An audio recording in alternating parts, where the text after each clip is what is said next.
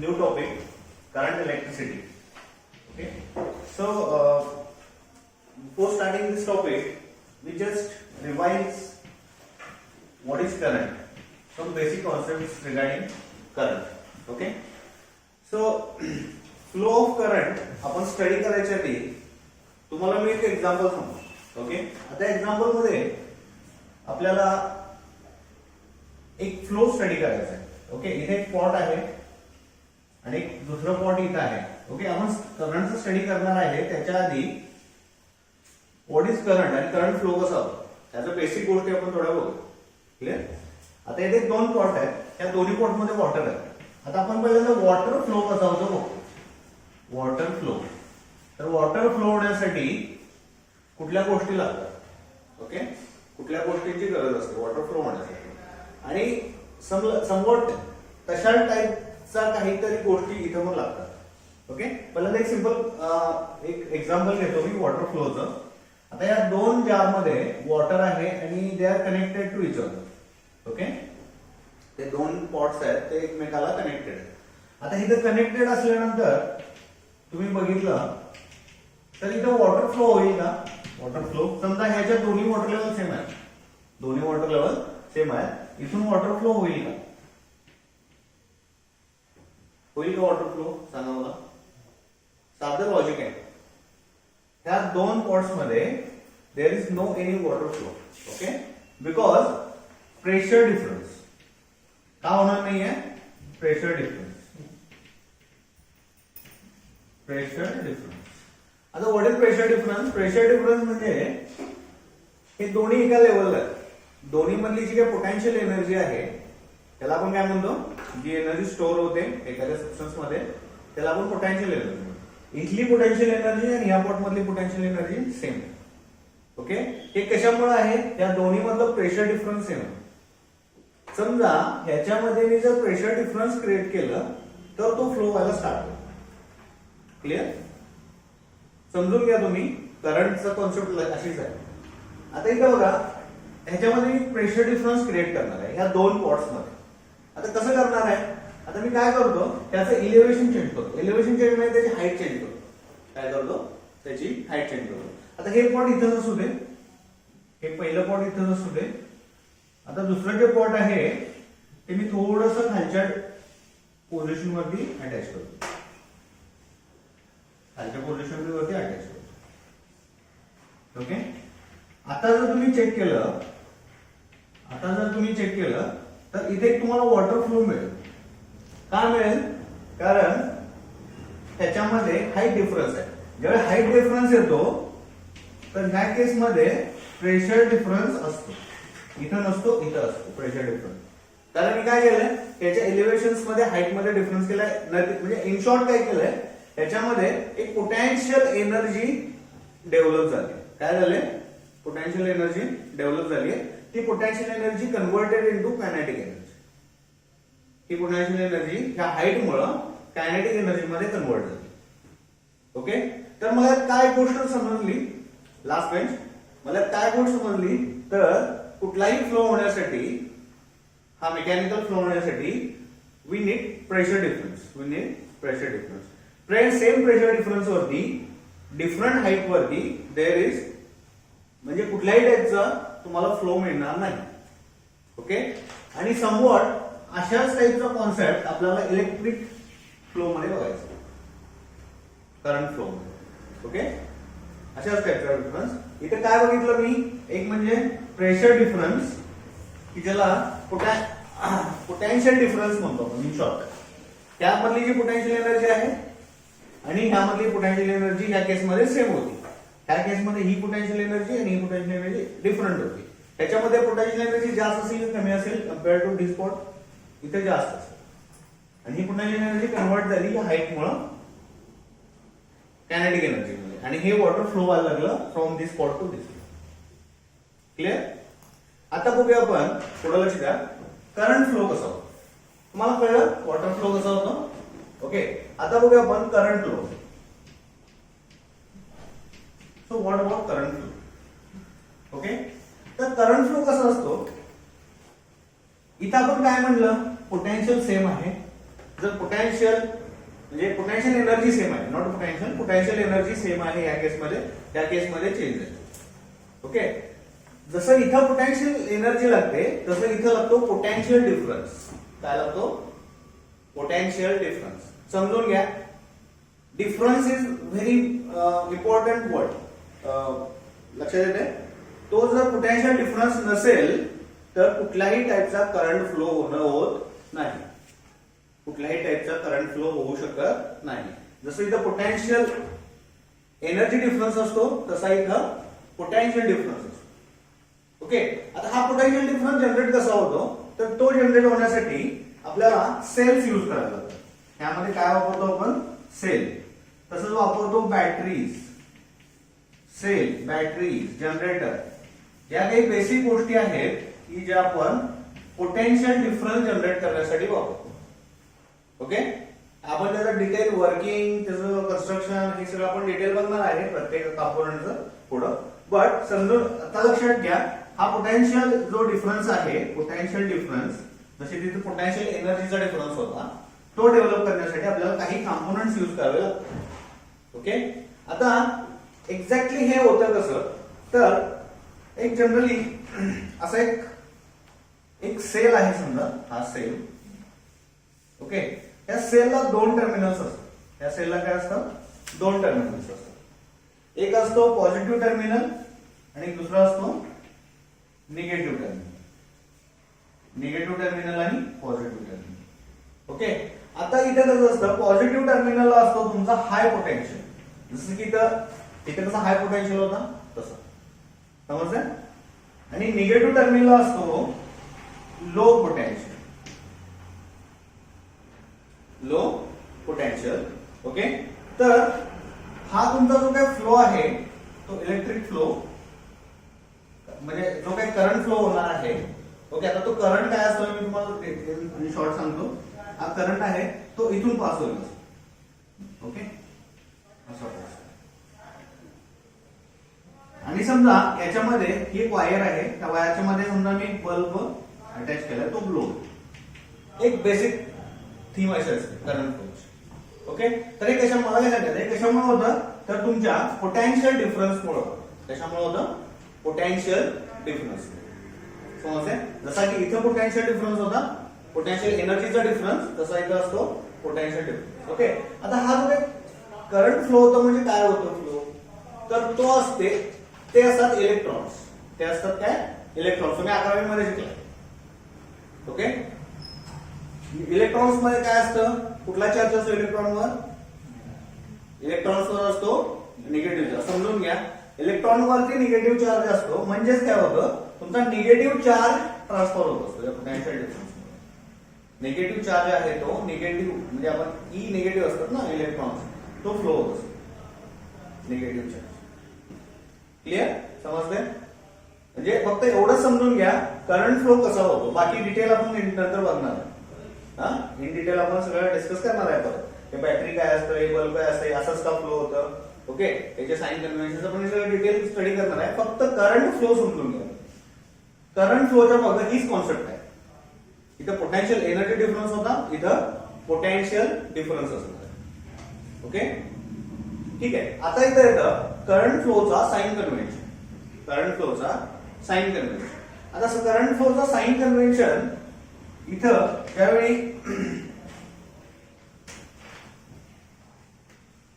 Positive to negative असा पहिल्यांदा ज्यावेळी सायंटिस्टनी हे सर्किट शोधलं त्यावेळी त्यांनी असं केलं की पॉझिटिव्ह टू निगेटिव्ह असा त्याचा फ्लो आहे असं एक साइन कन्व्हेन्शन ठरवलं. म्हणजे हाय पोटेन्शियलला पॉझिटिव्ह आणि लो पोटेन्शियलला निगेटिव्ह. ओके, बट आता मी मला काय सांगितलं तर यामध्ये चार्ज फ्लो काय होतं? Charge flow. चार्ज काय असतं? चार्ज हे बेसिक क्वांटिटी असते, जसं मास क्वांटिटी असते ना तसं एक चार्ज बेसिक क्वांटिटी असते की त्याच्यामुळे काय वर्क होतं, त्याच्यामध्ये काही कंटेंट असतो चार्ज म्हणून, त्या कंटेंटमुळे काहीतरी पुढे जाऊन वर्क होतं. ओके, त्याला आपण चार्ज म्हणतो. तर तो चार्ज फ्लो होणार आहे त्या केसमध्ये आणि तो चार्ज असतो इलेक्ट्रॉनचा चार्ज असतो आणि तो असतो निगेटिव्ह. हे तुम्हाला मी आता सांगितलं. बट काय हा जो काय तुम्ही निगेटिव्ह जो इलेक्ट्रॉन्स आहेत ते फ्लो होताना कसे फ्लो होतात? निगेटिव्ह टू पॉझिटिव्ह फ्लो होतात. कसे होतात निगेटिव्ह टू पॉझिटिव्ह फ्लो होतात. पण इथं दाखवलं कसे करंटचं डिरेक्शन उलटी दाखवली पॉझिटिव्ह टू निगेटिव्ह. असं का? कारण हे actually negative to positive flow होतो उलट्या साईडला त्या डायरेक्शनला. पण ज्यावेळी हे रिसर्च करत होते त्यावेळी सायंटिस्टना वाटलं की ही डिरेक्शन आहे. बट होती कुठली डिरेक्शन? Negative to positive. ज्यावेळी हे त्यांच्या लक्षात आलं त्यावेळी ऑलरेडी सगळं लिटरेचर डेव्हलप झालं होतं, बरेच बुक्स लिहिले गेले होते. त्यामुळे त्यांना हे चेंज करणं पॉसिबल नव्हतं. त्यामुळे हे जे काही साइन कन्व्हेन्शन आहे ना पॉझिटिव्ह टू निगेटिव्ह, त्या साइन कन्व्हेन्शनला हे जे काही साइन कन्व्हेन्शन आहे ना त्याला कन्व्हेन्शनल साइन म्हणायचं. काय म्हणायचं? लक्षात ठेवा, कन्व्हेन्शनल साइन. ऍक्च्युअल साइन कसं असतं? Negative to positive. ओके. आणि हे आहे कन्व्हेन्शनल साइन. त्याला काय म्हणायचं? Conventional sign. कसं असणार आहे ते? Positive to negative.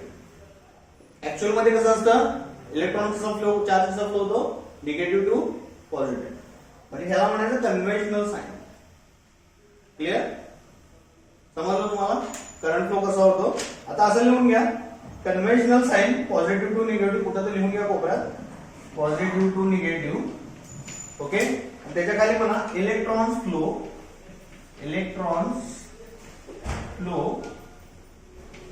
Negative to positive. हे परत आपल्याला बऱ्याच गोष्टीच्या वेळी हे वापरायला लागणार आहे, कन्व्हेन्शनल सायन्स आणि ऍक्च्युअल इलेक्ट्रॉनचा फ्लो. ओके, समजतंय?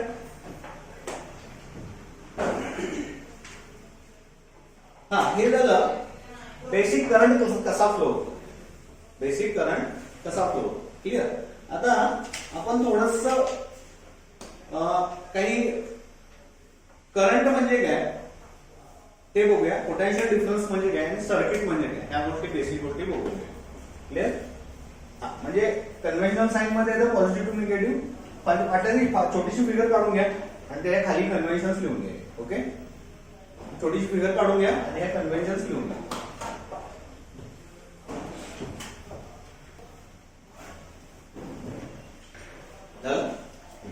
आता बघूया करंट म्हणजे काय, बेसिक डेफिनेशन, त्यानंतर पोटेन्शियल डिफरन्स म्हणजे काय आणि इलेक्ट्रिक सर्किट काय असतं, हे बेसिक कॉन्सेप्ट आपल्याला बघायचे. ओके, आता हे मी इरेज करतोय.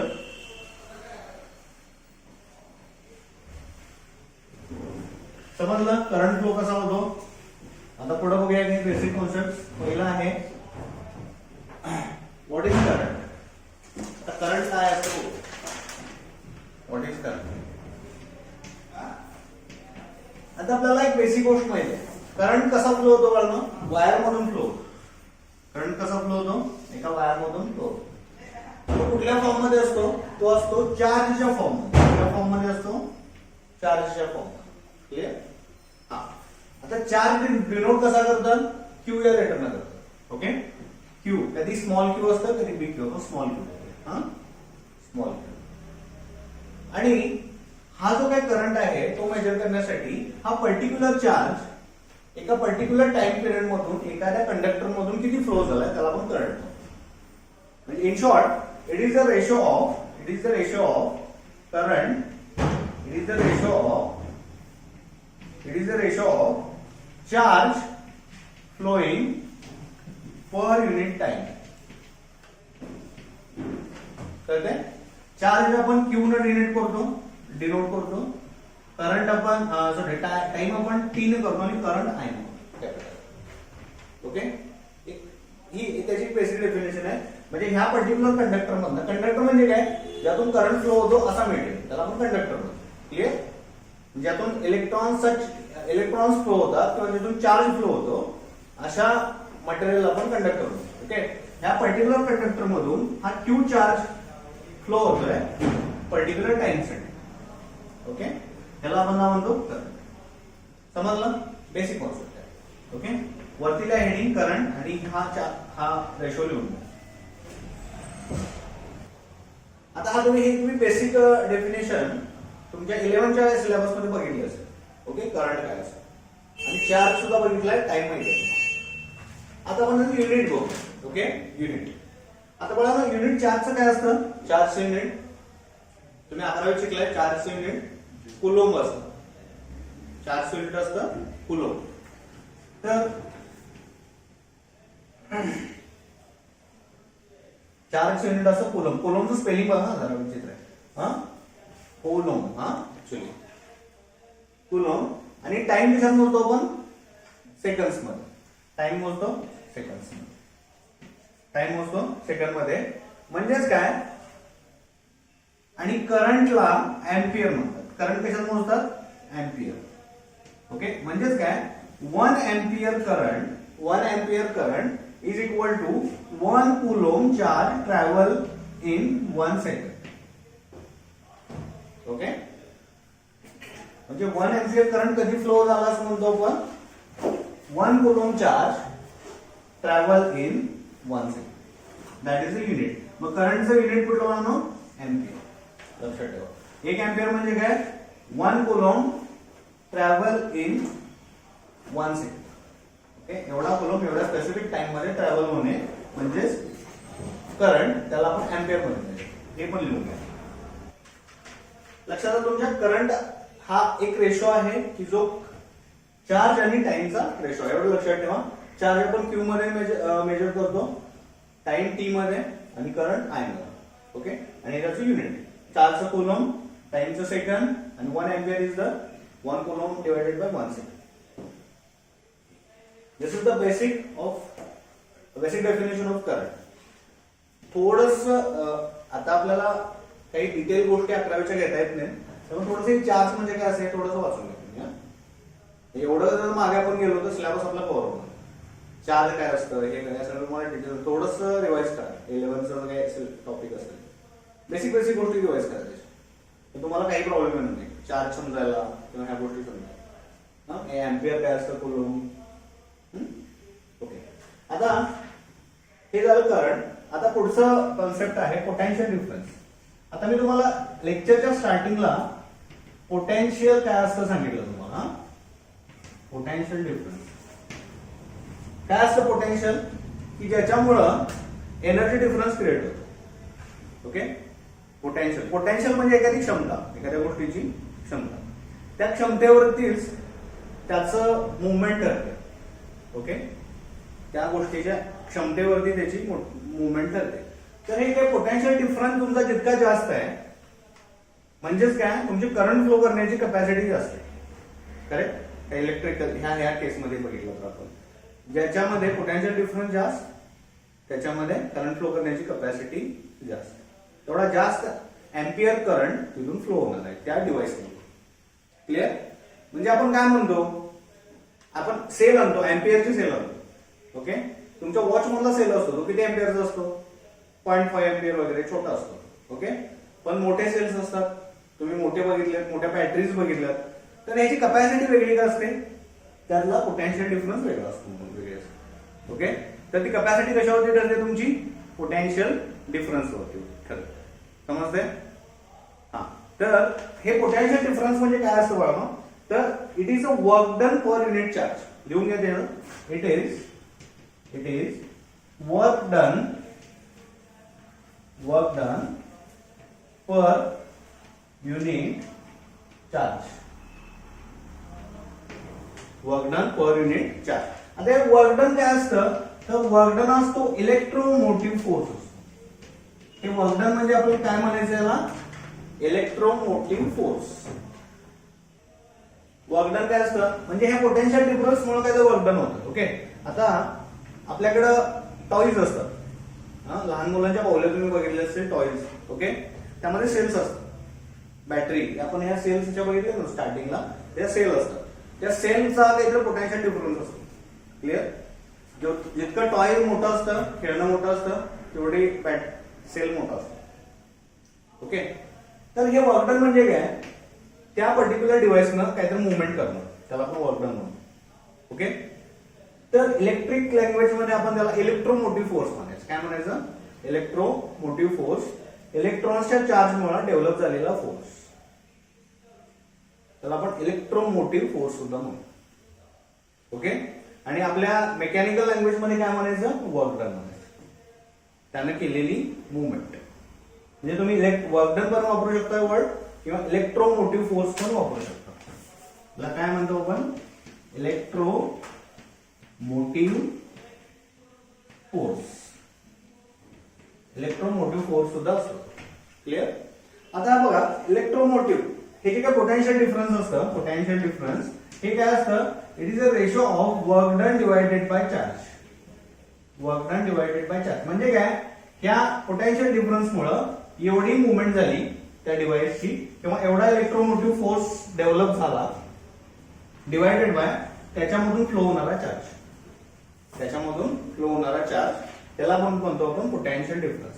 पोटेन्शियल म्हणजे त्या सेलची करंट फ्लो करण्याची कपॅसिटी. इन शॉर्ट त्या डिव्हाइसची करंट फ्लो करण्याची कपॅसिटी म्हणजे पोटेन्शियल डिफरन्स. जेवढी कपॅसिटी जास्त तेवढा सेल मोठा. क्लिअर? आणि हे वर्क डन म्हणजेच तुमचा इलेक्ट्रोमोटिव्ह फोर्स. इलेक्ट्रोमोटिव्ह फोर्स सुद्धा म्हणतो आपण, वर्क डन सुद्धा म्हणतो. आता वर्क डन कसं मेजर करतो आपण? जूल मध्ये मेजर करतो. वर्क डन कसं मेजर करतो? जूल मध्ये. चार्ज कसा मेजर करतो? कुलोम मध्ये. ओके, कुलोम मध्ये. ओके, म्हणजेच काय? आणि पोटेन्शियल डिफरन्स मेजर करण्यासाठी व्होल्ट वापरतात. कुठलं युनिट वापरतात? व्होल्ट. ओके, म्हणजे 1 व्होल्ट पोटेन्शियल डिफरन्स डेव्हलप होतो. कधी होतो? ज्यावेळी 1 जूल वर्क डन होतं 1 कुलोम चार्ज मुळे. ओके, त्याला म्हणायचं व्होल्ट. आणि मेजर याची युनिट काय? Unit is volt. Unit is volt. Volt म्हणजे काय पाहणं? 1 व्होल्ट एवढं जूल वर्क डन होतं एवढ्या चार्ज मुळे. त्याला आपण म्हणतो व्होल्ट. समजतंय? दिस इज द पोटेन्शियल डिफरन्स. समजलं पोटेन्शियल डिफरन्स? क्लिअर? आता पुढे बघूया सर्किट काय असतं. Okay, what is circuit?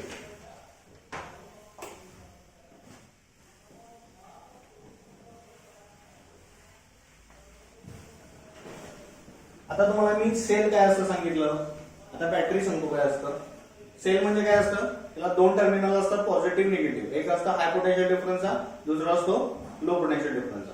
जर पोटेन्शियल डिफरन्स असेल तर करंट फ्लो होतो. करंट फ्लो होतो म्हणजे काय होतं? इलेक्ट्रॉन्स चार्ज फ्लो होतो. ओके, चार्ज कुठला असतो? इलेक्ट्रॉनच्या फॉर्म मध्ये, तो निगेटिव्ह चार्ज असतो. एवढं सगळं आतापर्यंत मी तुम्हाला गोष्टी सांगितलं. क्लिअर? आता बघूया सर्किट काय असतं, बेसिक सर्किट. आणि ते त्यामध्ये काय काय असतं त्याचं स्ट्रक्चर बघूया. ओके, तर सर्किट काय असतं? पहिल्यांदा त्याची डेफिनेशन घ्या सर्किटची. ओके, इलेक्ट्रिकल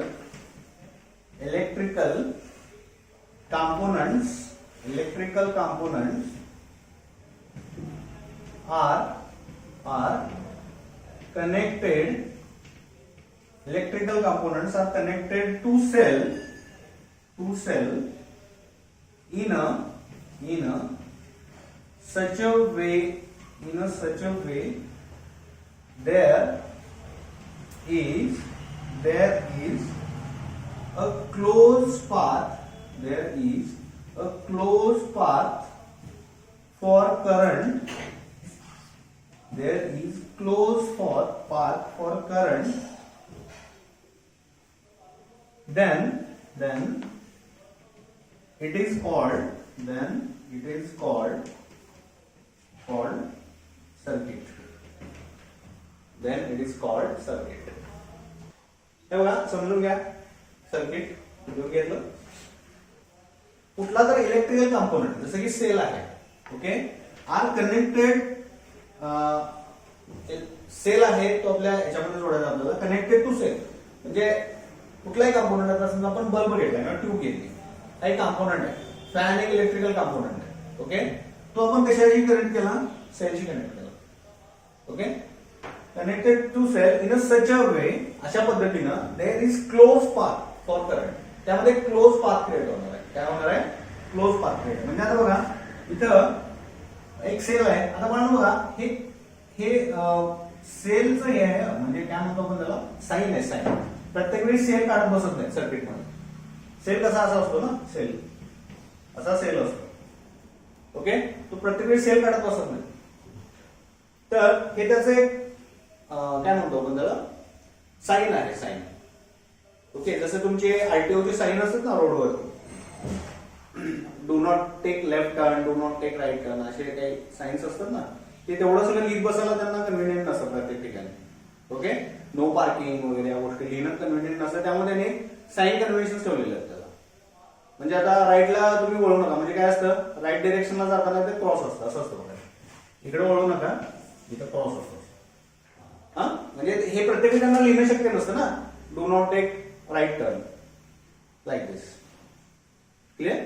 म्हणजे प्रत्येक वेळी तुमच्या सर्किटमध्ये बॅटरी काढणं पॉसिबल नसतं, म्हणून एक साईन कन्व्हेन्शन आहे. हे तुमच्या बॅटरीचं कन्व्हेन्शन, म्हणजे ह्याला बॅटरी अशी काढतात. हा, आता बॅटरीचं हे पॉझिटिव्ह टर्मिनल, हे निगेटिव्ह टर्मिनल. ओके, आणि काय करतात, ह्याला एक कुठलं तर हा सेल आहे, जेव्हा दोन सेल एकत्र येतात तेव्हा बॅटरी तयार होते. ओके, हा सेल आहे, याचा पॉझिटिव्ह टर्मिनल, हा निगेटिव्ह टर्मिनल, आणि ह्याला एक डिव्हाइस कनेक्ट करतात. काय करतात, डिव्हाइस. समजा काय पण एक बल्ब घ्या, एक असा फिलामेंटचा बल्ब घ्या. ओके, आणि ते एका क्लोज लूप मध्ये कनेक्ट करतात, क्लोज लूप मध्ये. ओके, आता इथे काय होणार आहे, मगाशी तुम्हाला सांगितल्याप्रमाणे करंट फ्लो होणार आहे ह्या डिरेक्शनला. ओके, करंट फ्लो होणार आहे. हे कन्व्हेन्शनल साईन प्रमाणे, कन्व्हेन्शनल साईन प्रमाणे दोन साईन आहेत, एक कन्व्हेन्शनल आणि एक चार्जचं. मग तुम्ही स्टार्टिंगला लिहून घेतले. आता हे साईन कन्व्हेन्शन प्रमाणे इथे होणार आहे, करंट तुमचा चार्ज फ्लो होणार आहे. आता चार्ज ज्यावेळी इथे येईल, ओके, चार्ज इथे येईल, त्यावेळी हा पर्टिक्युलर डिव्हाइस एनर्जाइज होणार आहे. इथे काहीतरी एनर्जी क्रिएट होणार आहे आणि हा ग्लो होईल. हा त्यावेळी ग्लो होईल. इथे काही असू शकतं, मोटर असू शकते, तुमचा फॅन असू शकतो, कुठलंही जे इलेक्ट्रिक डिव्हाइस असतं ते इथे कनेक्ट केलंय. ओके, ते डिव्हाइस काय असतात, ते कसे बनतात, हे सगळं तुम्हाला डिटेल स्टडी करायला पुढे मिळेल. पण समजून घ्या, हे कुठलं तर डिव्हाइस ह्याच्यामध्ये क्लोज लूप मध्ये कनेक्ट केलेलं असतं आणि हे वायरनं कनेक्ट केलेलं असतं. आता इथे काय असतं, एक तुम्हाला एक अशीच प्रोव्हिजन केलेली असते, तुम्ही हा जो काय पाथ आहे तो कनेक्ट डिस्कनेक्ट करू शकता. हा जो काय पाथ आहे तो कनेक्ट डिस्कनेक्ट करू शकता, त्याला स्विच म्हणतात. काय म्हणतात, स्विच. स्विच काय करतो, तर याला कनेक्ट करतो आणि डिस्कनेक्ट करतो. तुम्ही ज्यावेळी ते स्विच ऑन करता त्यावेळी ते कनेक्ट होतं, ऑफ करता त्यावेळी ते डिस्कनेक्ट होतं. त्यावेळी तो करंट फ्लो कनेक्ट किंवा डिस्कनेक्ट होतो. मला हा बल्ब जर काय डीएनर्जाइज करायचा, मी काय करणार, त्याला डिस्कनेक्ट करणार. ओके, हे डेफिनेशन काय सांगते, electrical component are connected to cell. असं एक कुठलेही कंपोनंट एका सेलला कनेक्ट केलेलं असतात. Okay, in a such a way there is a close path for current, आणि करंटचा एक क्लोज पाथ क्रिएट होतो. Okay, then is called as circuit. त्याला आपण सर्किट म्हणतो. ओके, हे सर्किट ऑन ऑफ कशाने करायचं, त्या स्विच. ओके, हे बेसिक सर्किटचं डेफिनेशन आहे. आता हे झालं तुमच्या सेलचं सिम्बॉल म्हणतो आपण त्याला, सेलचं. बॅटरीचं सिम्बॉल कसं असतं, बॅटरीचं सिम्बॉल दोन सेल एकत्र येतात त्यावेळी म्हणते बॅटरीचं सिम्बॉल, पॉझिटिव्ह निगेटिव्ह. दोन सेल एकत्र जेव्हा तुम्ही काढता त्यावेळी म्हणते ती बॅटरी. तसे बॅटरी तुमच्या दोन सेल असतात, टॉर्च दोन सेल असतात like this.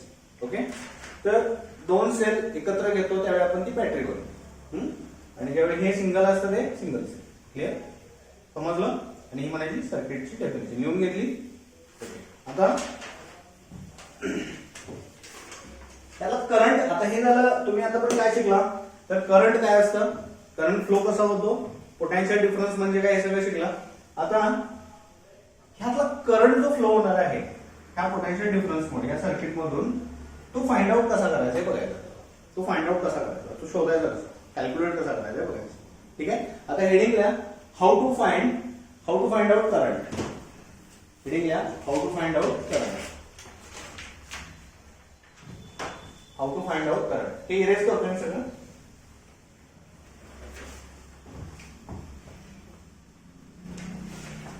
How to find out current.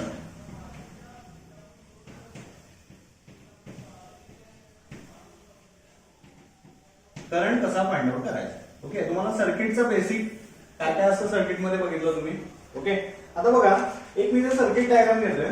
इथं सेल आहे, cell with positive negative terminal cell आहे. हा तो सेल मी एका डिव्हाइसला कनेक्ट केलाय, समजा एका बल्बला कनेक्ट केलाय, बल्बला कनेक्ट केलाय. ओके, तर हा जो काही करंट आहे तो फ्लो होणार आहे या बल्बच्या डिरेक्शननं. क्लिअर? म्हणजे तुमचं सर्किट कम्प्लीट झालं. हे सर्किट कम्प्लीट कधी होतं? ज्यावेळी तुम्ही याला कनेक्ट करताय, त्या पाथला कनेक्ट करताय, त्यावेळी ते सर्किट कम्प्लीट करतो. तुम्ही ते डिस्कनेक्ट करताय त्यावेळी ते सर्किट डिस्कनेक्ट होतं. क्लिअर? आता समजा आता पोटेन्शियल डिफरन्स मेजर कसा करतात? व्होल्ट मध्ये. ओके. हा, आता समजा 4 व्होल्ट आहे, हा जो पोटेन्शियल डिफरन्स आहे तो 4 व्होल्ट आहे. क्लिअर? आता 4 व्होल्ट आहे आणि हा करंट या डायरेक्शन आपल्याला फ्लो होतोय. आता आणखीन एक गोष्ट असते, रेझिस्टन्स असतो. काय असतो? रेझिस्टन्स. रेझिस्टन्स म्हणजे विरोध. ओके.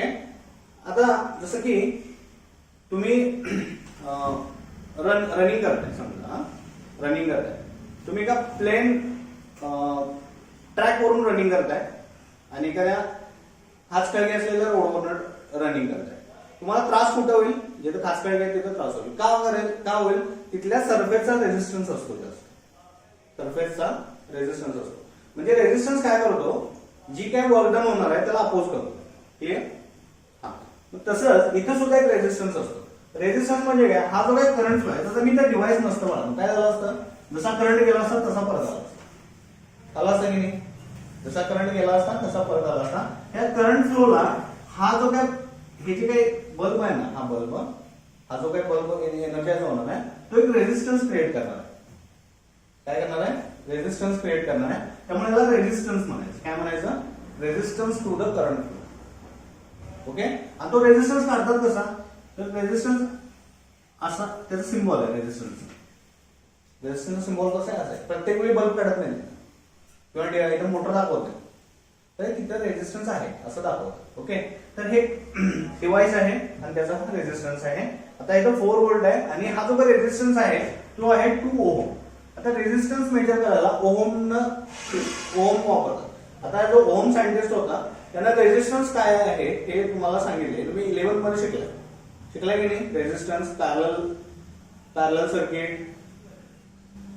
शिकलाय ना? सिरीज सर्किट शिकलाय की नाही? ते थोडंसं वाचा, मी थोडंसं आणि इथे एक्सप्लेन करतो. क्लिअर? आपल्याला एवढ्या मागे जाऊन चालणार नाहीये. तर काय असतं? तर एक रेझिस्टन्स असतो आणि तो आपण ओहम मध्ये मेजर करतो. कशामध्ये ओहम मेजर करतो? ओहम मध्ये. क्लिअर? आता हा जो काही करंटचा बेसिकली काय असतो? रेशो V/R असतो. V/R. करंट कसा फाइंड आउट करतो आपण? V/R. हे सुद्धा ओहमनं सांगितलंय. ओके. तर हा current I is equal to, आता ह्या सर्किट मध्ये हा व्होल्टेज किती आहे? पोटेन्शियल डिफरन्स 4 आहे. रेझिस्टन्स किती आहे? 2 आहे. तर जनरली हे बेसिक सर्किटचं तुमचं करंट आला 2 एम्पियर. हे झालं बेसिक सर्किट. ओके. हे झालं बेसिक सर्किट जिथं आपण डायरेक्टली करंट फाइंड आउट केला बाय युजिंग दिस रेशो. त्यामध्ये मला काय काय माहित होतं? पोटेन्शियल डिफरन्स माहित होता आणि रेझिस्टन्स माहित होता. आता इथे नवीन कन्सेप्ट आली आहे रेझिस्टन्स. ओके. त्या 2 गोष्टी मला माहिती होत्या त्यामुळे मी डायरेक्टली फाइंड आउट केला करंट. आता काय करायचंय? हा जसा रेझिस्टन्स चेंज होईल तसं तुमचा करंटची व्हॅल्यू चेंज होणार किंवा तुमचा पोटेन्शियल डिफरन्स चेंज होईल तसं करंटची व्हॅल्यू चेंज होणार. आता मी तुम्हाला एक एक्झाम्पल घेऊया. ह्या केसमध्ये R is equal to 4 ohm घेतलं. समजा आपण R is equal to 4 ohm घेतलं तर या केसमध्ये मला करंट किती होणार आहे? I is equal to V/R. Okay. आता V किती होता? V पण 4 आहे, R पण 4 आहे, म्हणजे व्हॅल्यू काय आली? 1 एम्पियर. म्हणजे मला काय सांगायचं आहे? तुम्ही ज्यावेळी त्या रेझिस्टन्स आणि किंवा या व्होल्टेजच्या व्हॅल्यू चेंज करताय त्यावेळी तुमचा करंट फ्लो चेंज होतो. त्या 2 गोष्टी अफेक्ट करतात तुमच्या करंटच्या फ्लोवर. क्लिअर? हा. आता सर्किटमध्ये ह्या 2 आता परत आणखीन एक गोष्ट वाढली तुमची रेझिस्टन्स मेजर करतात ओहम मध्ये. ओके. मी तुम्हाला इन शॉर्ट परत सांगतो रेझिस्टन्स काय असतं आणि ते कसं कॅल्क्युलेट करायचं. पण थोडंसं तुम्हाला 11चं पण रेफरन्स घ्यावं लागेल. ओके. त्या सगळ्या बेसिक गोष्टी 11 मध्ये आहेत, 11च्या बुक मध्ये. ठीक आहे. तरी पण जिथं लागतील तिथे मी त्या गोष्टी सांगत नाही. हे रेझिस्टन्स झालं. क्लिअर? आता हे झालं बेसिक सर्किट. आपल्याला करंट कॅल्क्युलेट करण्यासाठीचं बेसिक सर्किट. समजा हा जो काय रेझिस्टन्स आहे ना, हा रेझिस्टन्स हा वेगवेगळ्या पद्धतीने येतो. म्हणजे प्रत्येक वेळी काही एकच डिव्हाइस नसतं. म्हणजे आता बघा ही तुमची रूम आहे. त्या रूम मध्ये एक वायर फिरवलेलं म्हणजे एक सर्किट आहे, एक सर्किट आहे. त्याच्यावरती एकच आहे का डिव्हाइस तुमचा? तर इथे किती डिव्हाइस आहेत? पहिला आहे ट्यूब आहे म्हणजे तो पहिला रेझिस्टन्स झाला. नंतर आहे एअर कंडिशनिंग, एसी आहे तो झाला दुसरा. त्यानंतर फॅन आहे हा तिसरा. त्यानंतर ही ट्यूब आहे चौथा. अशी 4 रेझिस्टन्स आहेत. म्हणजे प्रत्येक वेळी तुमच्या सर्किटमध्ये एकच रेझिस्टन्स असू शकत नाही. There are number of resistance in your circuit. त्या केसमध्ये करंट कसा फाइंड आउट करायचा आपण बघूया. ओके. आणि ते रेझिस्टन्स काही वेळा पॅरलली जोडलेले असतात, काही वेळा सिरीज मध्ये जोडलेले असतात. हे ओमनं सांगितले आपल्याला तो कसा रेझिस्टन्स फाइंड आउट करायचा. क्लिअर? तर काय असतं, काही वेळा सिरीज मध्ये असतात, काही वेळा पॅरलल असतात. समजते? आता त्या केसमध्ये आपण कसा रेझिस्टन्स करंट फाइंड आउट करायचा ते बघूया. ठीक आहे. आता त्यासाठी करंट फाइंड आउट करण्यासाठी हे लिहून घेणार का तुम्ही? हे लिहून घेणार आहे का? ही करंट फाइंड आउट करण्याची सिंपल मेथड आहे. ओके. ज्यावेळी एकच रेझिस्टन्स असतो त्यावेळी. आता नंबर ऑफ रेझिस्टन्स ज्यावेळी वाढतील त्यावेळी करंट कसा फाइंड आउट करायचा आपण बघूया. ओके. सो आता आपण करंट फाइंड आउट करूया ज्यावेळी नंबर ऑफ रेझिस्टन्स वाढणार आहे त्या केसमध्ये.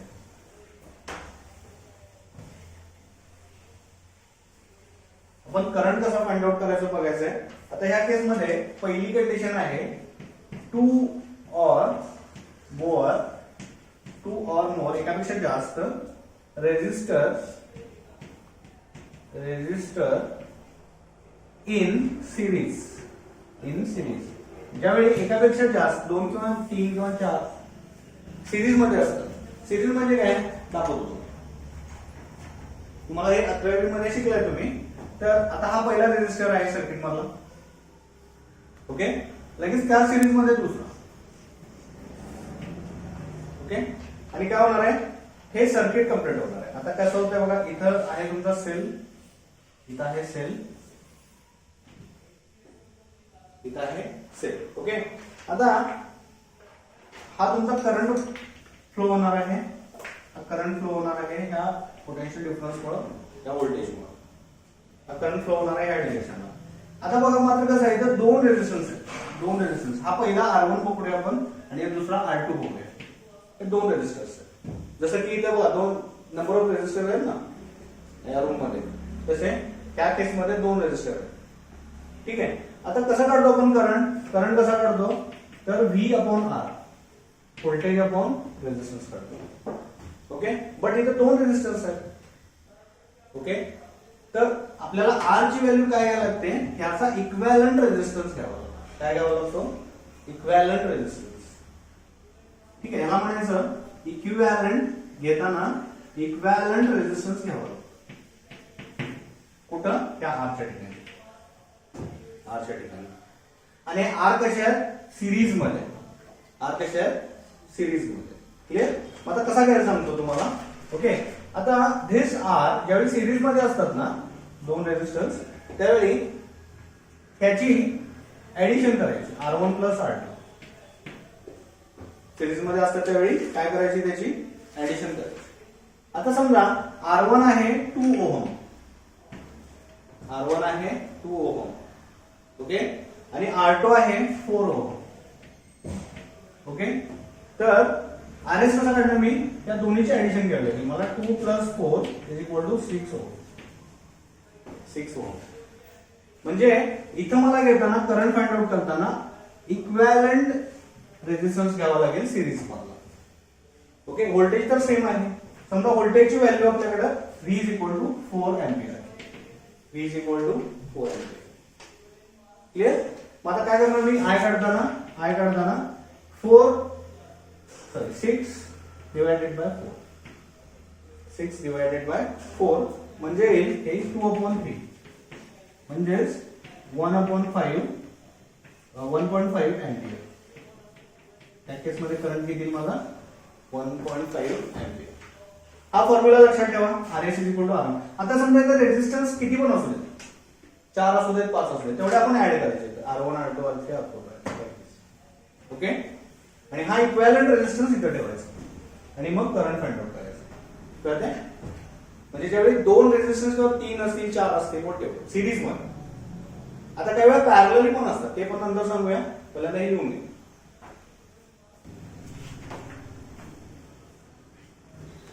ओके, आता 2 or more resistors in parallel. त्यावेळी हे रेजिस्टन्स पॅरलल असतील त्या केसमध्ये काय करायचं. ओके, आता बघूया हे कसे होते सिरीज मध्ये. आता बघूया पॅरलल.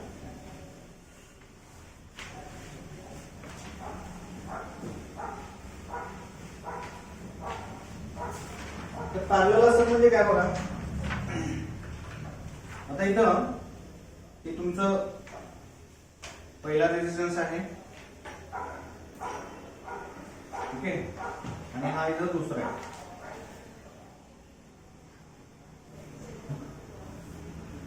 हा आहे दुसरा. ठीक आहे, हे कसे बघा दोन एकमेकाला पॅरलल आहेत ना, मला हे सिरीज मध्ये. हा माझा R1 आहे, इथं आपण R1 ची व्हॅल्यू घेऊया 2 ओहम, आणि इथं R2 घेऊया 4 ओहम.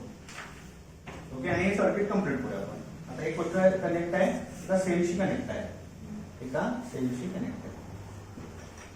ओके, तर इथून करंट फ्लो होणार आहे I करंट.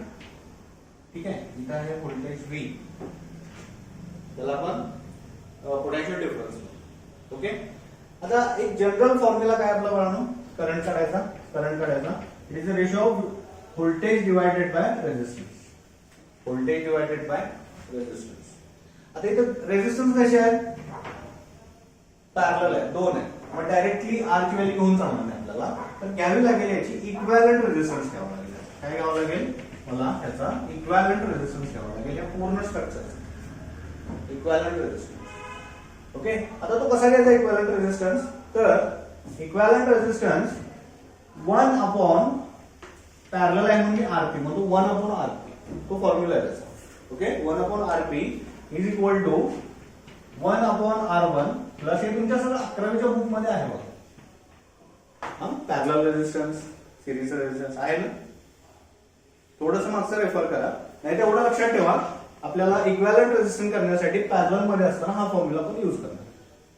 ओके, जेवढे रेजिस्टन्स वाढणार आहेत, समजा असाही वाढू शकतो, आतमध्ये एक असू शकतो, त्याच्यावर एक असू शकतो, खाली एक असू शकतो, 5 असू शकतात, 6 असू शकतात, 8 असू शकतात, वॉट एव्हर, जेवढे असतील तेवढे असतील. ओके, तर तेवढे तुमचे नंबर्स वाढत जाणार, 1 plus R1, 1 plus R2, 1 plus R3, R4 like this. Okay, आता इथं हा मला काढायचा आहे, तर 1 upon RP is equal to, पहिला रेजिस्टन्स किती आहे माझा, 2 ओहम आहे, 1 अपॉन 2 प्लस दुसरा किती आहे 1 अपॉन 4. Okay, 1 upon 4. ओके, आता मी याचं ऍडिशन करतो, याला न्यूमरेटर डिनॉमिनेटरला 2 ने मल्टिप्लाय करतो. 2 अपॉन 4 प्लस 1 अपॉन 4 म्हणजे काय होईल, 2 प्लस 1 अपॉन 4 म्हणजे काय होईल, 3 अपॉन 4. म्हणजे किती आलं माझं, 1 upon RP is equal to 3 upon 4.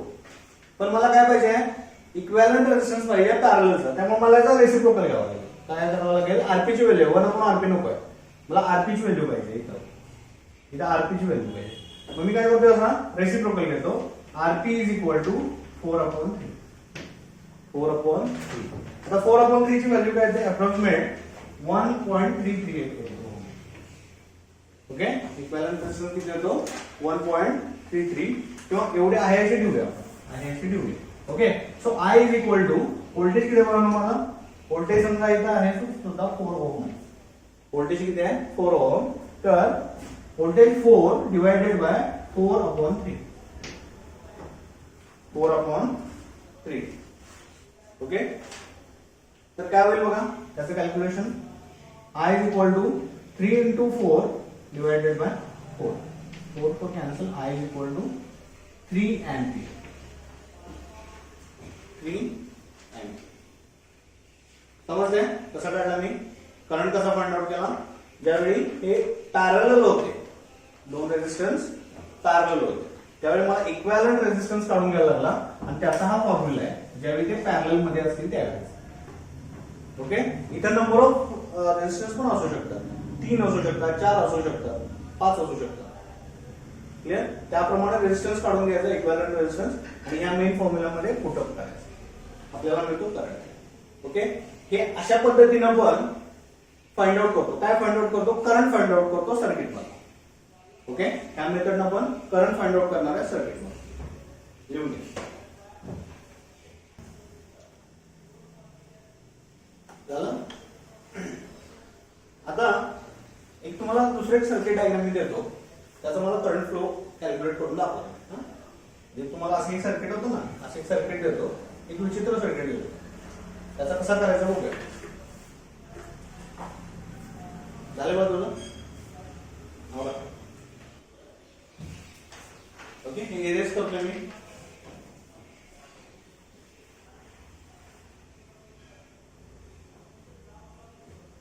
आता एक सर्किट आहे इथं, एक रेजिस्टन्स आहे इथं, त्यानंतर ह्या साईडला माझी बॅटरी कनेक्ट आहे, सेल कनेक्ट आहे, नंतर ह्या डिरेक्शनला एक सर्किट एक रेजिस्टन्स आहे, त्यानंतर मध्ये एक आहे,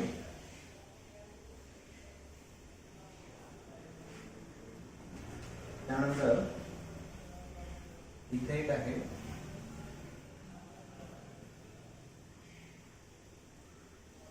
इथे एक आहे आणि इथे एक बॅटरी आहे. ओके, हा आहे माझा R1 रेजिस्टन्स, हा आहे R2 रेजिस्टन्स, हा आहे R3, हा आहे R4 आणि हा आहे R5 पॉझिटिव्ह निगेटिव्ह.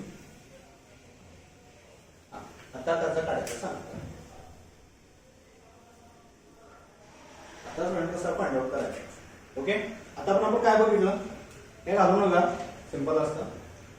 आता आपण काय बघितलं, एक रेजिस्टन्स होता, रेजिस्टन्सला एक सेल कनेक्ट होता. ओके, सेल कनेक्ट होता, तर आपण आय कसा काढला, V/R डायरेक्टली काउंटर. आणि काही दोन कंडिशन्स होत्या, काही वेळा सिरीज होते, काही वेळा पॅरलल होते. त्यावेळी आपल्याला इक्विव्हॅलेंट रेजिस्टन्स ते नंतर काढा, जरा समजून घ्या, नंतर फिगर काढा.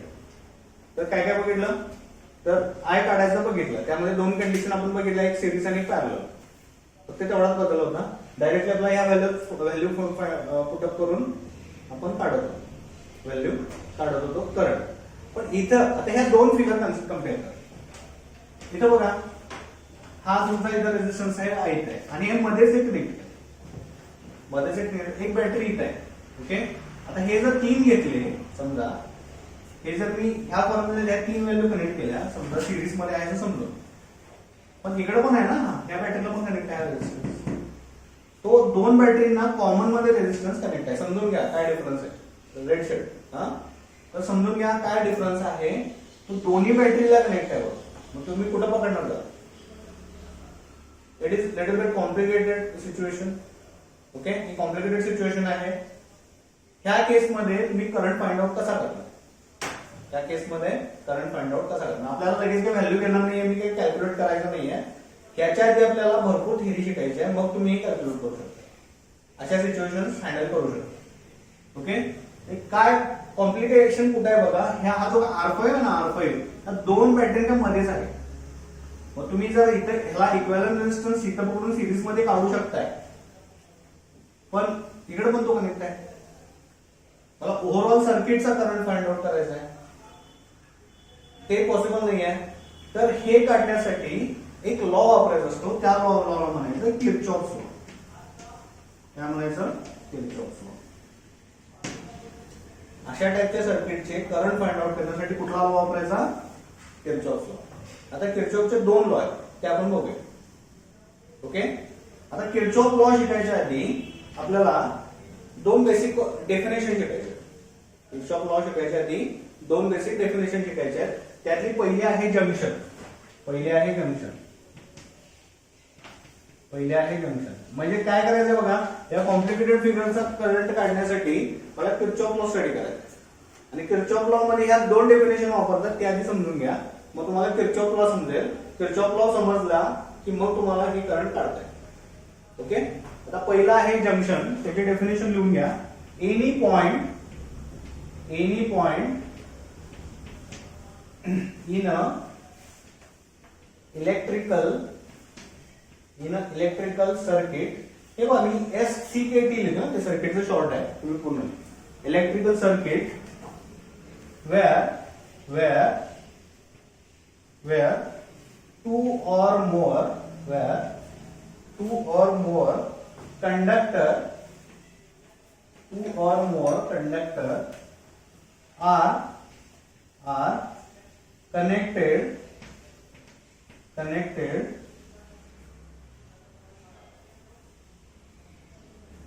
is called junction.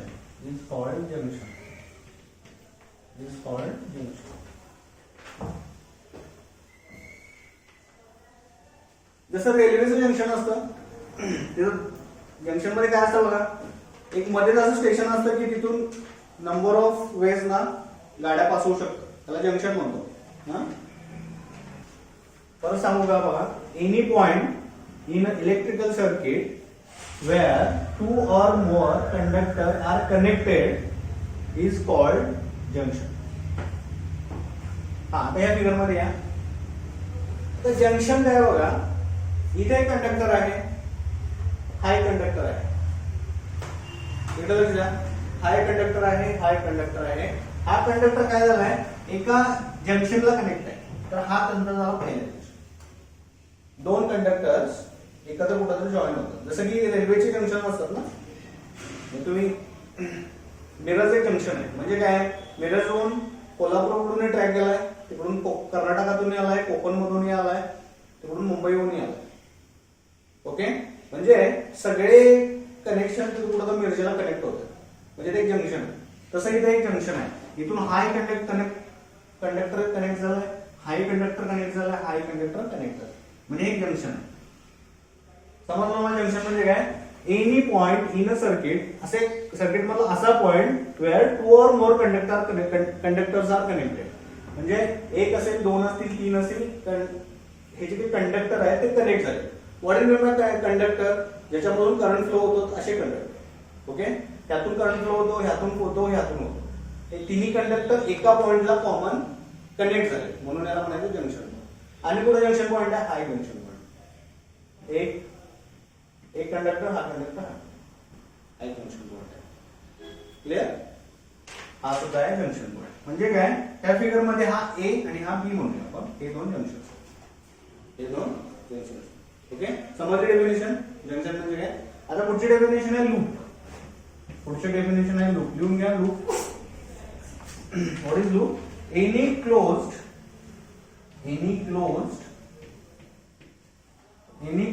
conducting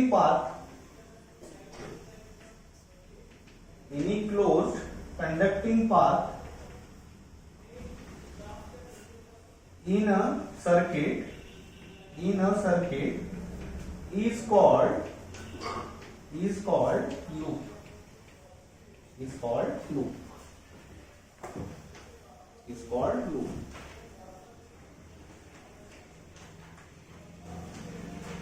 हा, काय म्हणलं बघा डेफिनेशन मध्ये, एनी क्लोज कंडक्टिंग पाथ.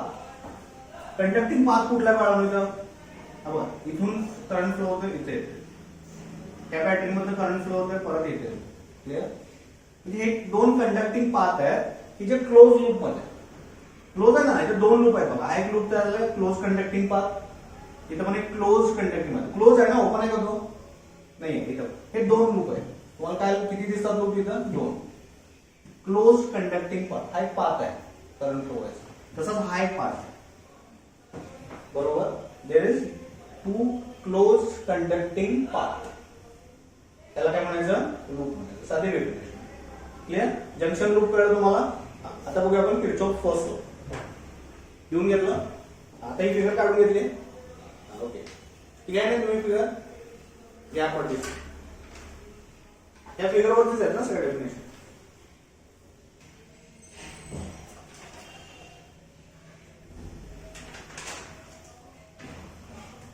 आता बघूया किर्चॉफ फर्स्ट लॉ,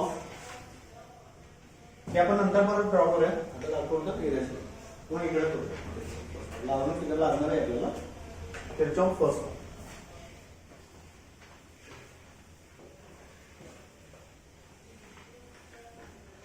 पहिल्यांदा स्टेटमेंट लिहितोय इथं, हे लिहून घ्या.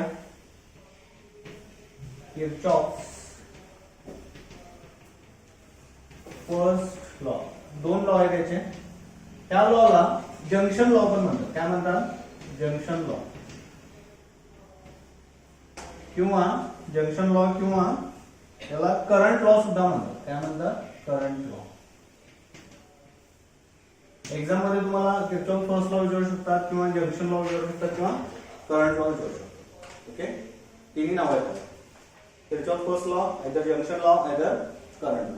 Clear? So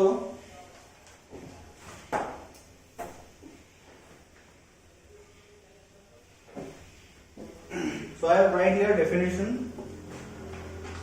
The algebraic sum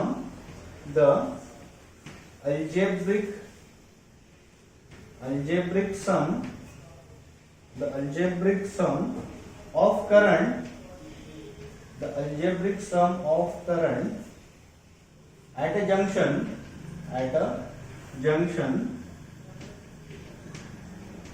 a junction is equal to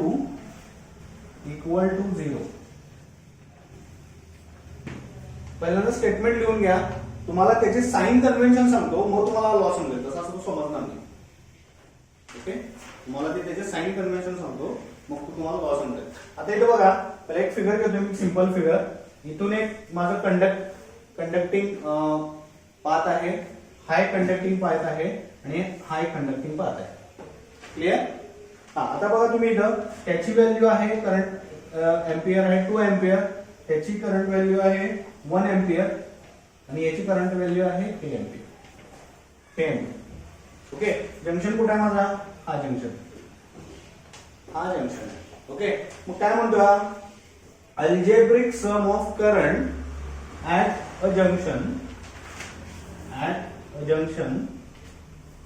जंक्शनच्या इथला सगळा अल्जेब्रिक सम, अल्जेब्रिक म्हणजे बेरीज, सगळा अल्जेब्रिक सम 0 असतो. पण इथे कुठं 0 होतो? नाही. मग त्यासाठी तुम्हाला ते साइन कन्व्हेन्शन शिकायला लागतं.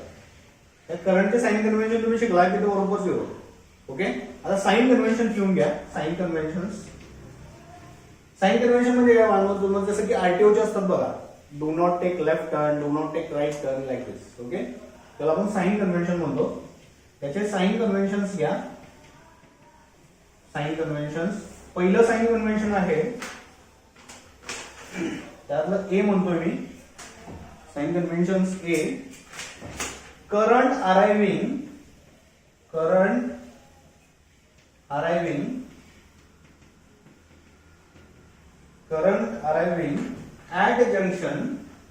at junction treat as a positive.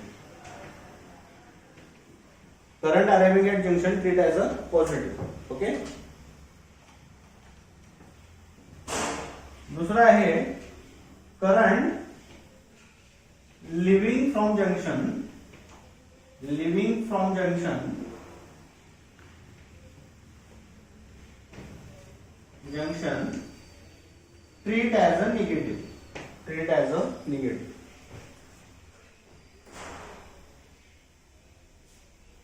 treat as a negative.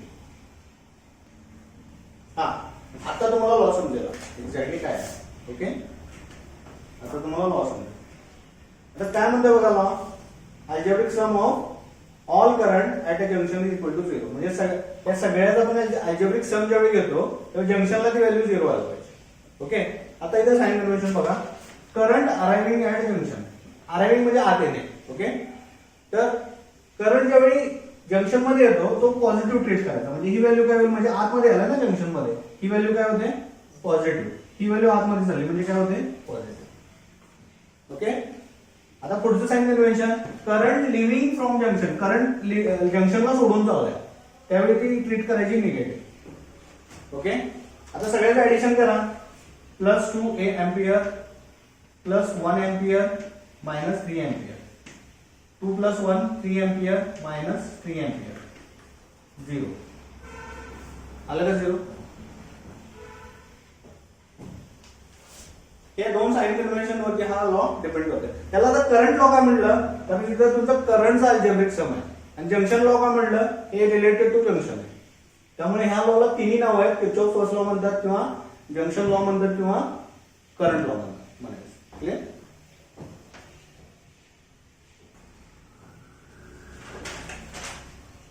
आता तुमच्या बुकमध्ये वेगळी डायग्राम घेतली आहे, मी एक्सप्लेन केला होतो, ती डायग्राम इथे करतो. तुमच्या बुकमध्ये डायग्राम आहे हा किर्चॉफ्स लॉ एक्सप्लेन करायला, ती डायग्राम इथे घेऊया.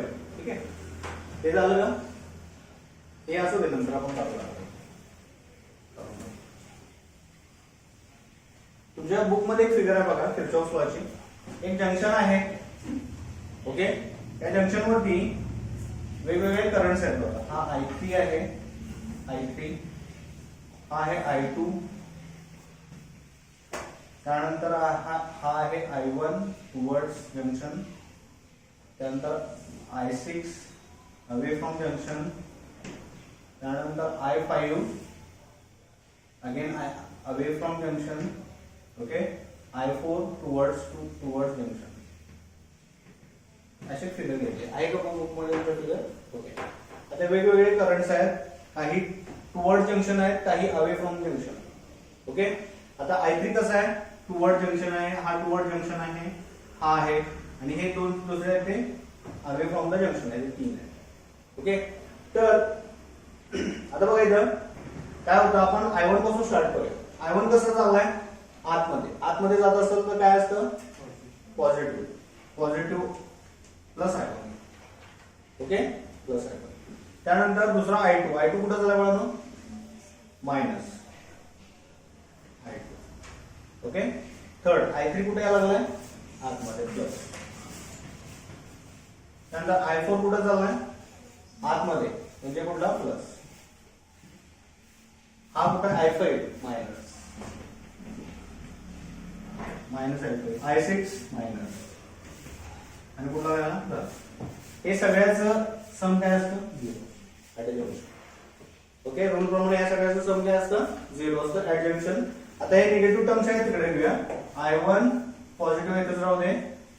I3 पॉझिटिव्ह आहे, इथंच राहू दे. I4 पॉझिटिव्ह आहे, इथंच राहू दे. इज इक्वल टू त्या बाकीच्या ज्या मायनस टर्म्स आहेत ना, या मायनस टर्म्स त्या आपण तिकडे शिफ्ट करूया. म्हणजे होईल I2 plus I5 plus I6. Okay. समजलं? I फॉर्म्युला त्याला I1 plus I3 plus I4 is equal to. अशा पद्धतीने किर्चॉफ्स लॉ अप्लाय करायचा असतो आपल्याला. एक एक्झाम्पल घेतले त्यांनी बुक मध्ये, पण अशा पद्धतीने आपण किर्चॉफ्स लॉ अप्लाय करतो. Okay, at a junction. Clear? हे पण घ्या. जेव्हा तुम्ही किर्चॉफ्स लॉ लिहिताय त्यावेळी हे सुद्धा लिहिणं गरजेचं आहे. आता आपल्याला एक एक्झाम्पल घ्यायचं आहे. एक्झाम्पल याच्यावरती किर्चॉफ्स लॉ वरती.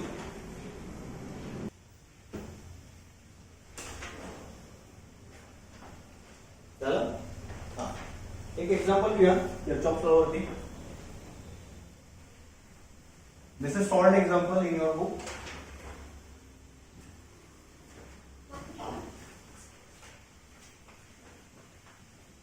This is solved example. Okay. So example आहे बघा. Figure shows, तुमच्या बुक मध्ये आहे, solved आहे. Figure shows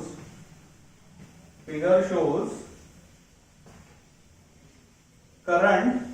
Figure shows current in a part of electrical circuit.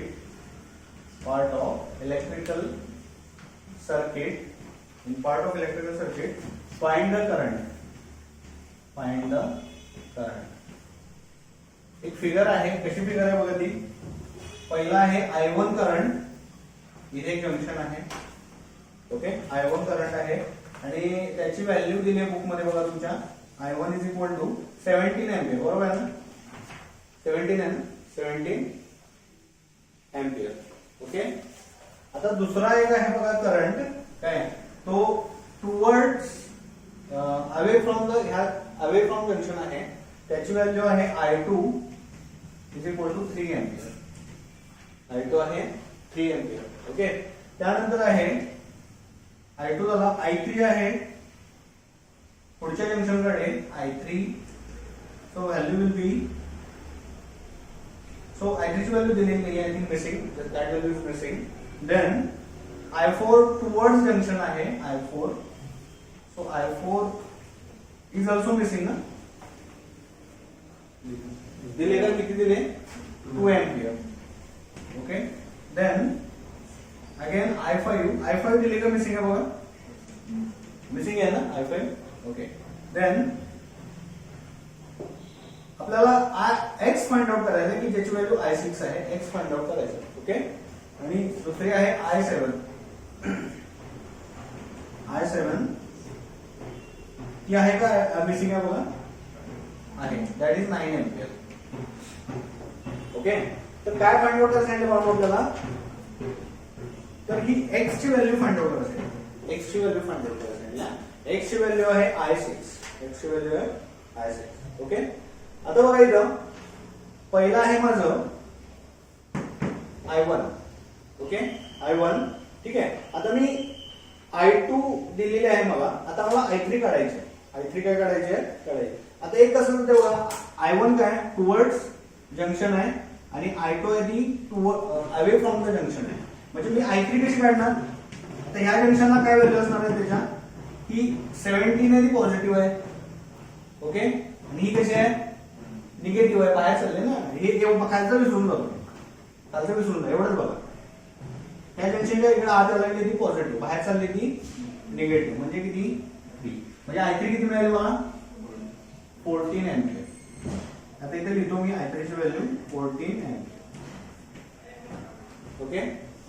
आता इथं बघा, इथं I5 मिसिंग आहे माझ्याकडे आणि कुठल्या जंक्शनला आले, दोन्ही इथं आले बघा, त्या जंक्शनला. I5 चं डिरेक्शन कुठं आहे बघा, डाऊन मध्ये. ओके. आता इथं बघा I3 ची व्हॅल्यू टुवर्ड्स जंक्शन आहे, I3 ची व्हॅल्यू टुवर्ड्स जंक्शन आहे, म्हणजे काय घ्यायला लागेल मला, पॉझिटिव्ह आहे. This is also towards junction, this is also positive. So I5 is equal to 14 positive also 2 positive, कारण दोन्ही आतमध्ये जातात. म्हणजे किती आली I5 व्हॅल्यू, किती आली माझी 16 एम्पियर. इथे लिहून टाकतो I5 16 एम्पियर. I5 व्हॅल्यू माझी 16 एम्पियर. ओके. आता बघा, आता हे वरचं विसरून जा, एवढे 3 बघा, 3 जंक्शन बघा, 1 2 3, 3 कंडक्टर्स आहेत आपल्याकडं. कंडक्टर 1, कंडक्टर 2 आणि कंडक्टर 3 आहे. ह्या सगळ्याचा अल्जेब्रिक सम काय असणार आहे, ह्या जंक्शनला 0 असणार आहे. सगळ्याचा अल्जेब्रिक सम काय असणार आहे, 0 असणार आहे. म्हणजे आता बघा काय करतो मी, I5 ओके टुवर्ड्स आहे त्यामुळे प्लस घेतो. ही कशी आहे, अवे आहे म्हणून मायनस I7. ओके. आणि हे कसं आहे, त्याची डिरेक्शन त्याची पण अवे आहे, हे सुद्धा minus I6 is equal to 0, is equal to 0. Okay. आता बघा I5 ची व्हॅल्यू काय माझ्याकडं 16 मायनस I7 ची व्हॅल्यू काय 9 मायनस याची व्हॅल्यू काय 5 इज इक्वल टू 0. मी फक्त I6 ला तिकडे शिफ्ट करतो. So I6 will be 6 minus 9. So I6 will be किती येईल 7 and this is my x. Okay. समजलं कसं काढायचं, किर्चॉफ लॉ कसा अप्लाय करायचा, लिहून घ्या.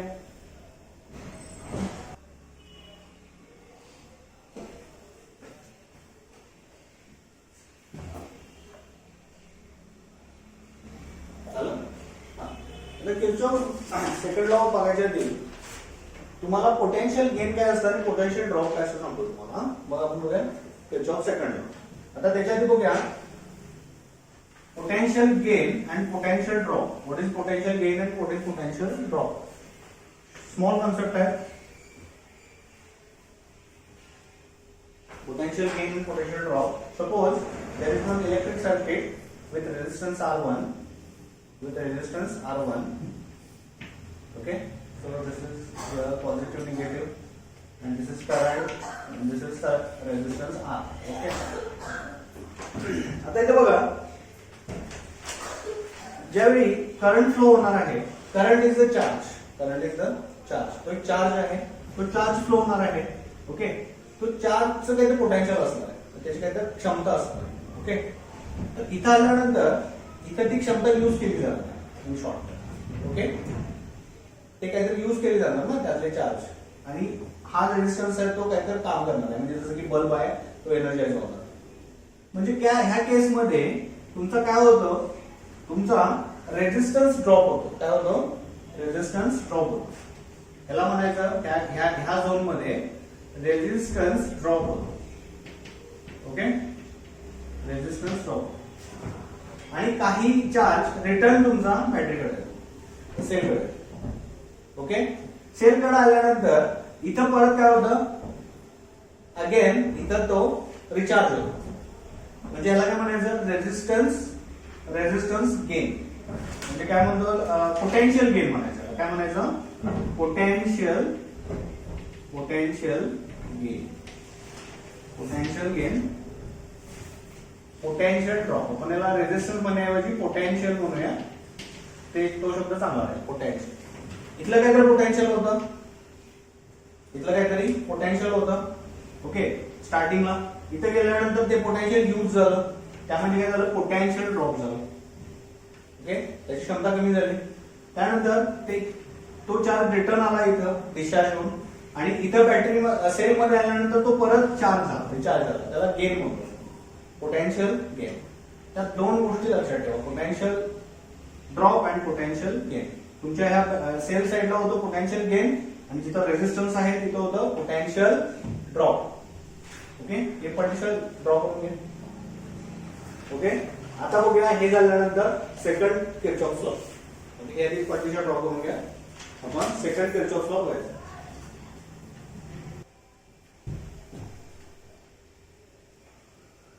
झालं. आता बघूया किरचॉफ सेकंड लॉ.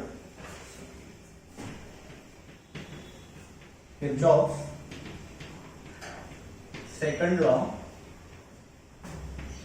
इथं स्टेटमेंट लिहितोय मी. स्टेटमेंट आहे for closed loop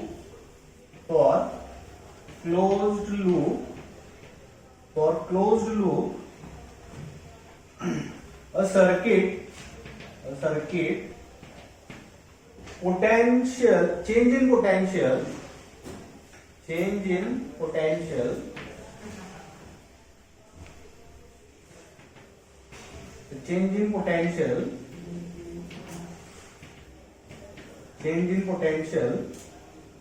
is zero.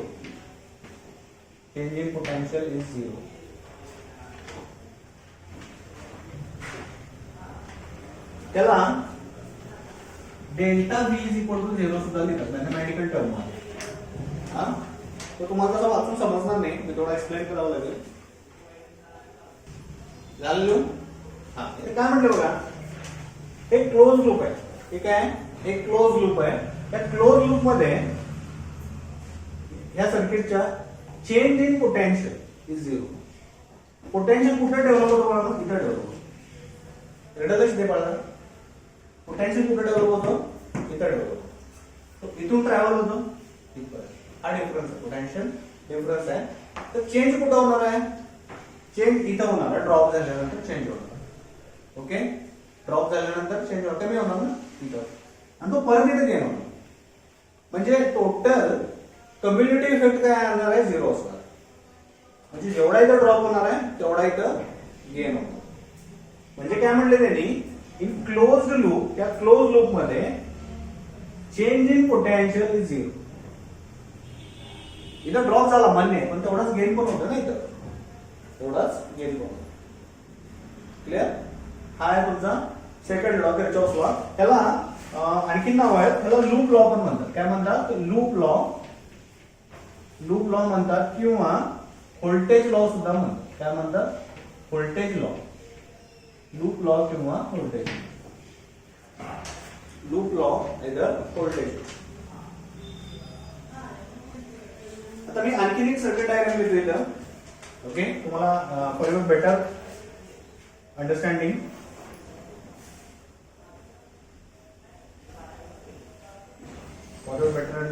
इथे एक सर्किट डायग्राम घेतोय मी.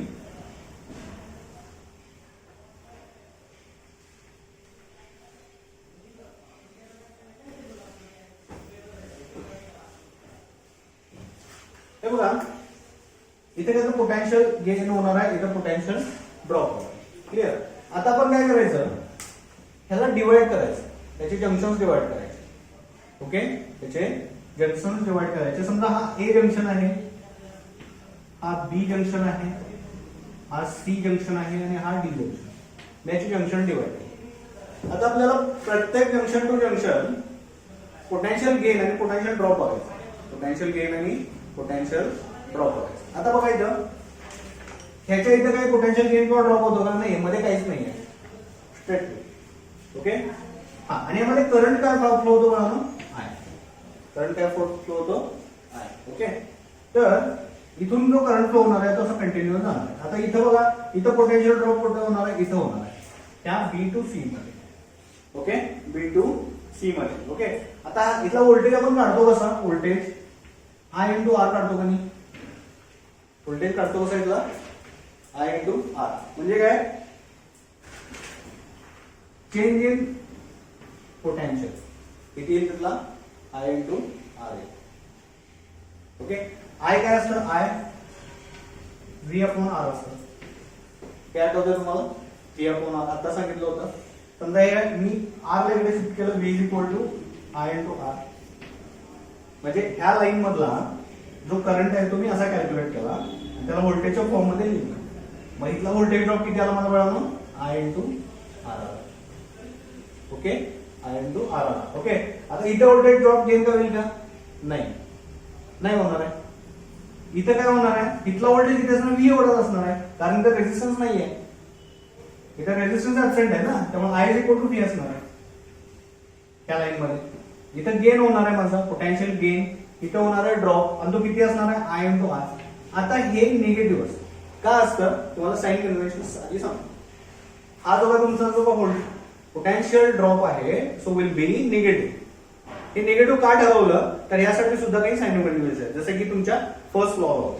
ओके, त्या साइन कन्व्हेन्शन काय समजलंय तुम्हाला? कसं केलं मी? इथं काहीच नाही आहे, त्यामुळे काही नाही. ओके, लक्ष द्या लास्ट पेज. इथं बघा, व्होल्टेज पोटेन्शियल ड्रॉप आहे, त्यामुळे मी काय केलं? इथं माझा ओम्स लॉ अप्लाय केला आणि इथलं व्ही काढून घेतलं, आय इंटू आर. इथं काही नाही आहे, त्यामुळे इथं स्ट्रेट. इथं काय झालंय? इथं करंट ऍबसेंट आहे, ओनली व्होल्टेज आहे, त्यामुळे current is equal to voltage. विषय संपला. क्लिअर? समजलं तुम्हाला काय कॅल्क्युलेट करतोय मी या सर्किट मध्ये? तुला समजलं मला? समजलं नक्की? तर परत सांगू?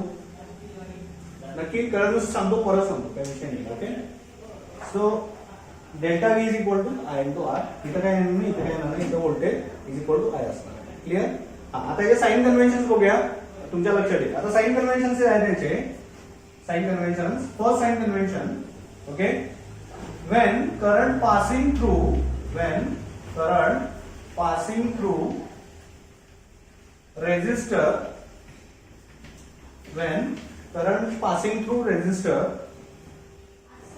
if traveling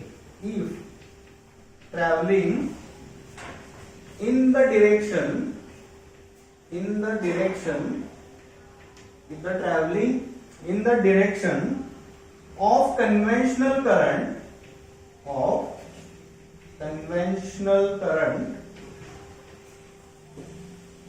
conventional current, delta V will be negative. Delta V will be negative. समजून घ्या व्यवस्थित, लिहून घ्या आधी, समजून घ्या. हे बघा, करंट पासिंग थ्रू रेजिस्टर, ज्यावेळी ह्या रेजिस्टर मध्ये करंट पास होणार आहे, झालेलो ह्या रेजिस्टर मधून करंट पास होणार आहे माझा. हा, इफ जर तो travelling in direction of conventional करंटचं साइन काय बघा, पॉझिटिव्ह टू निगेटिव्ह आहे, आणि ऍक्च्युअल कसं असतं? Negative to positive. म्हणजे जर रेजिस्टन्स मध्ये एंटर करणार आहे आणि जर कन्व्हेन्शनल साइन प्रमाणे जर एंटर करत असेल, तर तुमचा जो काही डेल्टा व्ही आहे ना, डेल्टा व्ही पोटेन्शियल ड्रॉप, तो निगेटिव्ह घ्यायचा. म्हणजे हा व्हॅल्यू काय घ्यायची? निगेटिव्ह घ्यायची. म्हणून मी आय आर काय घेतलं? निगेटिव्ह. आय आर काय घेतलं? निगेटिव्ह. पहिलं साइन कन्व्हेन्शन लक्षात आलं तुमच्या? हा, आता पुढचं साइन कन्व्हेन्शन घ्या, बी. साइन कन्व्हेन्शन बी, त्यामध्ये म्हटलंय passing through battery, if current passing through battery, current passing through battery, if get negative plate, if get negative plate, then delta V is positive. समजून घ्या, डेल्टा V is positive. हे समजून लक्षात ठेवा sign conventions. त्याच्यावरून त्याचं derivation तयार होणार, म्हणजे फॉर्म्युला तयार होणार आहे. ओके, आता इथे बघा, when current passing through battery, ज्यावेळी करंट बॅटरी साईडला येतो, इकडे लक्ष द्या, त्यावेळी करंट इथून बॅटरी साईडला येतो ना, बॅटरी साईडला, इफ गेट निगेटिव्ह प्लेट, त्याला जर वाटेत पहिल्यांदा निगेटिव्ह प्लेट भेटली, वाटेत जर निगेटिव्ह प्लेट भेटली, त्या केसमध्ये तुमचा डेल्टा व्ही पॉझिटिव्ह पकडायचा, डेल्टा व्ही पॉझिटिव्ह पकडायचा. क्लिअर? म्हणजे आता मला सांगा, इथं बघा, त्या केसमध्ये व्होल्टेज ड्रॉप किती आहे? IR आहे. तो काय आहे? निगेटिव्ह आहे. त्या लाईन मध्ये, त्या लाईन मध्ये काहीच नाही आहे. त्या लाईन मध्ये या, इथं काय आहे? निगेटिव्ह साईन आहे. म्हणजे पहिल्यांदा त्याला वाटेत निगेटिव्ह प्लेट भेटली, बॅटरी सेलची निगेटिव्ह प्लेट भेटल्या, निगेटिव्ह प्लेट भेटल्या म्हणजे व्ही येणार आहे आणि तो पॉझिटिव्ह येणार, व्ही येणार आहे आणि तो पॉझिटिव्ह येणार आहे. आणि याचा अल्जेब्रिक सम काय असणार आहे? 0 असणार आहे. अल्जेब्रिक सम काय असणार आहे? 0 आहे. हे त्याचं मिनिंग आहे, हे तुमच्या ह्या स्टेटमेंटचं मिनिंग आहे. ओके, समजतंय? समजून घ्या व्यवस्थित. हे काय आलं या साइन कन्व्हेन्शन वरून ठरतं, मायनस IR काय आणि प्लस V काय घेतो. ओके, हे असं सुद्धा लिहितात. हे आपण काय केलं, साइन कन्व्हेन्शन प्रमाणे हे इक्वेशन लिहिलं. पण इक्वेशन बुक मध्ये लिहितात कसं, तर algebraic sum of I into R and algebraic sum of V is equal to 0. हे असं लिहितात ऍक्च्युअल मध्ये. ओके, हे आपण साइन कन्व्हेन्शन कन्सिडर करून लिहिलं, हे नॉमिनल लिहिलं. Algebraic sum of IR plus algebraic sum of voltage is equal to 0. This is the second Kirchhoff law. समजला? म्हणजे काय, तुमचा पोटेन्शियल ड्रॉप जो असतो, पोटेन्शियल जे असतं ते 0 असतं, ते इकडून जातं, इकडं ड्रॉप होतो, परत ऍड करतो, परत होतं तसं येतो. ओके, समजलं? तुम्ही घरातून निघाला 100 रुपये घेऊन, इथं वाटेत खर्च केले, परत घरातून घेतली, तर जो टोटल बॅलन्स आहे तो 0 असणार. म्हणजे जो काय लॉस आहे तो 0 असणार आहे. एका ठिकाणी गेन होता, एका ठिकाणी लॉस होता. Overall balance 0. This is the second Kirchhoff law. आणि त्याचे साइन कन्व्हेन्शन आणि त्याचं इक्वेशन समजते. Okay, I think today's session is over. I think time is over. So thank you very much.